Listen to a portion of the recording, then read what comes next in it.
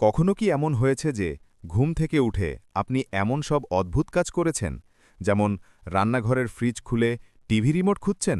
যদি এমনটা হয়ে থাকে তাহলে আপনি একা নন। এই অদ্ভুত অবস্থার নাম স্লিপ ইনার্শিয়া।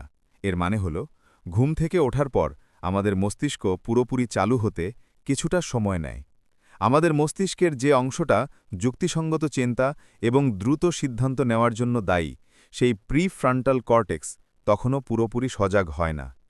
এর ফলে আমাদের মাথাটা ঝিমঝিম করে, আর আমরা এমন সব হাস্যকর ভুল করে বসি। পরের বার যখন এমন হবে, ভয় পাবেন না। এই অবস্থা থেকে দ্রুত বের হওয়ার জন্য এই সহজ টিপসগুলো কাজে লাগাতে পারেন। ১. মুখ ধুয়ে নিন। ঘুম থেকে উঠেই চোখে মুখে একটু ঠান্ডা জলের ঝাপটা দিন। ২. ধীরে ধীরে কাজ শুরু করুন। হুট করে কঠিন কাজে ঝাঁপিয়ে না পড়ে কিছুক্ষণ চুপচাপ বসে থাকুন বা সাধারণ কাজ দিয়ে শুরু করুন। ৩. ১ কাপ কফি পান করুন। ঘুম তাড়ানোর জন্য কফি হলো দারুণ উপায়।